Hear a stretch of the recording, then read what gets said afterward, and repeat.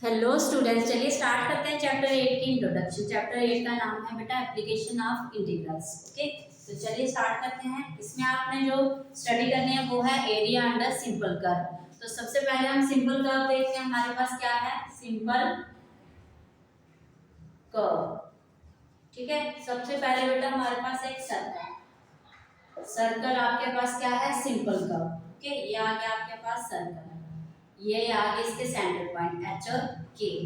Okay, चलिए हमारे पास ये इसका आ गया रेडियस। क्लियर है बेटा?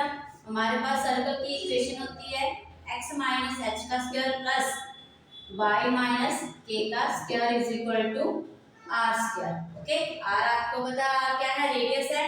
एच और के आपके पास क्या है? इसके सेंटर पॉइंट। इन केस अगर आपको सेंटर पॉइंट एच और के आपको 0 0 दिया गया है, ओके, तो इसकी इक्वेशन हो जाएगी x square plus Y square और आर स्क्वायर। ओके, तो हो सकता है आपको चैप्टर में x square y square is equal to a square भी मिल जाए, तो ए भी आपका क्या होगा? रेडियस होगा। क्लियर है बेटा? ये आ जाएगा आपके पास सिंपल कर्व। सेकंड वन है आपके पास पैराबोला। वो है आपके पास पैराबोला। आपने 11th क्लास में पैराबोला के बारे में स्टडी की हुई है बेटा।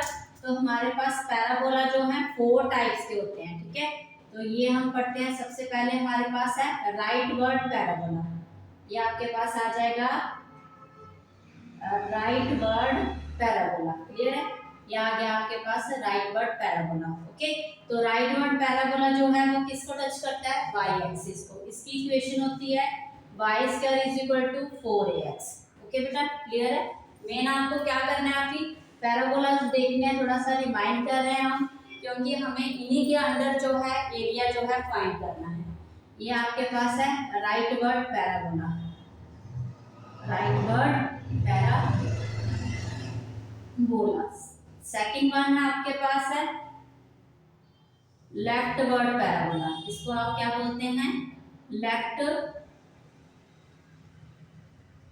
Word parabola. इसकी इक्वेशन क्या होगी? सेम y एक्सिस को टच कर रहा है, y square is equal to minus 4x। Okay, फिर नेक्स्ट हमारे पास है पैराबोला अपवर्ड और डाउनवर्ड। ये आ जाएगा आपके पास अपवर्ड पैराबोला। Upward parabola. अब बच्चे यहाँ पे इसकी जो इक्वेशन है वो होती है x square is equal to 4ax, क्योंकि ये x एक्सिस को टच करता है। तो डाउनवर्ड जो पैराबोला होगा वो आपके पास x square is equal to minus 4ax। ठीक है, ये है आपके पास डाउनवर्ड पैराबोला। ओके, चलिए मेन आपको ये देखने हैं, क्योंकि आपको एरिया अंडर सिंपल कर्व, इन्हीं के अंडर आपको एरिया जो है वो फाइंड करना है। ओके, नेक्स्ट आपके पास है सिंपल कर्व, वो है एलिप्स। तो ये आप नोट कर लीजिए, यहाँ पे हम देख रहे हैं एलिप्स।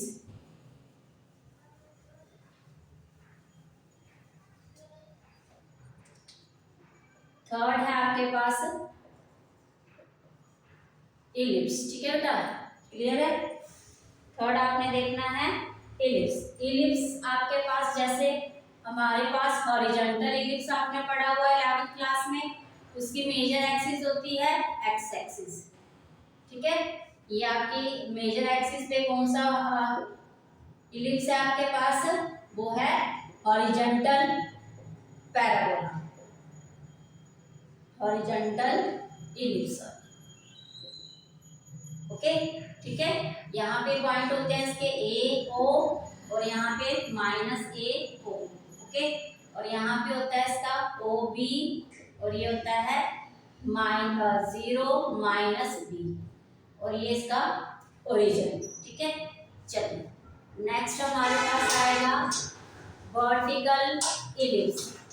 ये आएगा वर्टिकल एलिप्स। ठीक है, यहाँ पे 0 बी आपके पास पॉइंट और 0 माइनस बी आपके पास पॉइंट। ये है a0 पॉइंट और ये है माइनस a0 पॉइंट। ठीक है, ये x एक्सिस है, ये y एक्सिस है आपके पास। फर्स्ट की इक्वेशन जो है वो है x square upon a square plus y square upon b square is equal to 1, और यहाँ पे बेटा a स्क्वायर ग्रेटर देन होगा b स्क्वायर से। ओके, और यहाँ पे हमारे पास X square upon A square plus Y square upon B square is equal to 1। यहाँ पे बी स्क्वायर ग्रेटर होगा ए स्क्वायर से, ठीक है। यहीं से आपको पता चलता है अगर बी स्क्वायर ग्रेटर देन है ए स्क्वायर से तो हमारा कौन सा इलिप्स फॉर्म होगा, वर्टिकल इलिप्स, ठीक है। क्लियर है। अगर ए स्क्वायर ग्रेटर होगा बी स्क्वायर से तो वो कौन सा इलिप्स फॉर्म होगा वहां पे, हॉरिजॉन्टल इलिप्स, ठीक है। तो मेन आपके पास ये आपके पास सिंपल कर्व्स आ गई, ओके। तो आप देखेंगे अभी एरिया जो है आपको कैसे फाइंड करना है, तो आप इसको नोट कर लीजिए। चलिए अभी आप देखेंगे एरिया अंडर सिंपल कर्व।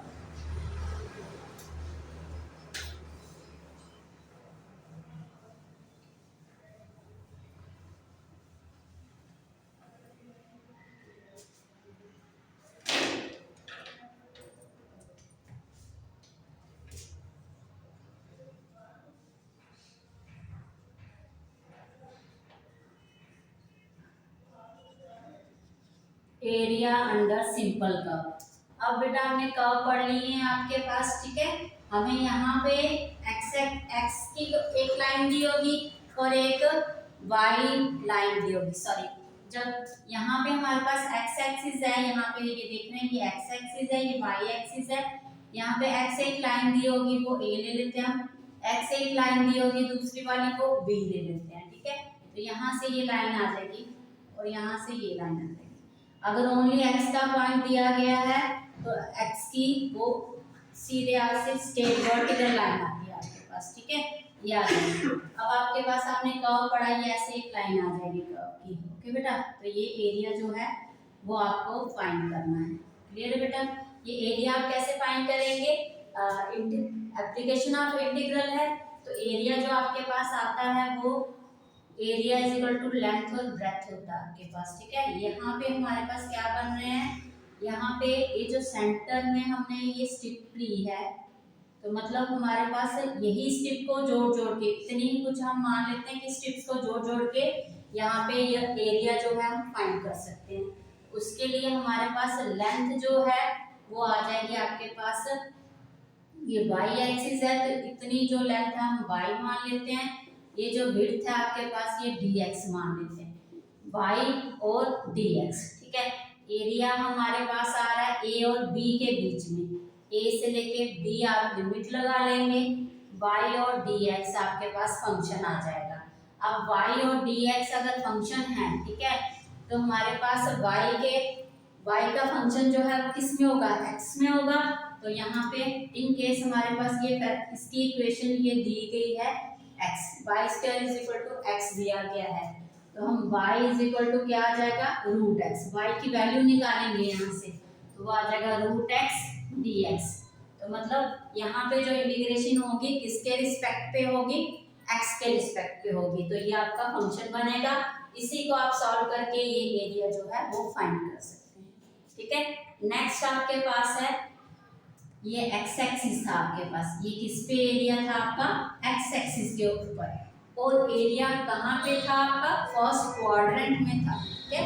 आपको क्वेश्चन में पूरा डिटेल में दिया होगा तो आप वही उसके हिसाब से आप एरिया निकालेंगे। अभी हमने सिर्फ निकाला है एरिया अंडर फर्स्ट क्वाड्रेंट, तो आपको आ सकता है area under second quadrant, area under third quadrant, कुछ भी आपको आ सकता है, ठीक है। तो नेक्स्ट हमारे पास है ये x एक्सिस, ये y एक्सिस, ठीक है। अब हमें y की लाइन दी गई है और यहाँ पे हम मान लेते हैं y की हमें 1 लाइन दी गई है, y की हमें 3, y is equal to 3, y is equal to 1। यहाँ से अगर ये कर्व आ गया हमारे पास, ठीक है, तो ये आ गया एरिया, ओके।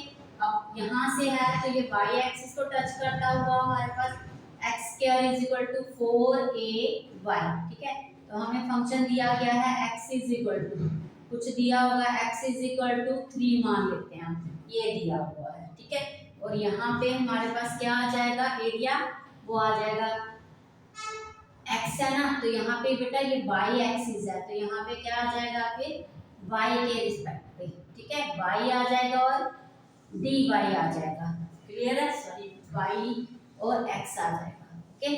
फंक्शन हमारा क्या है x में दिया होगा ना यहाँ पे, तो यहाँ से आप क्या करेंगे, x की वैल्यू निकालेंगे, वो 3 आ जाएगा, √3।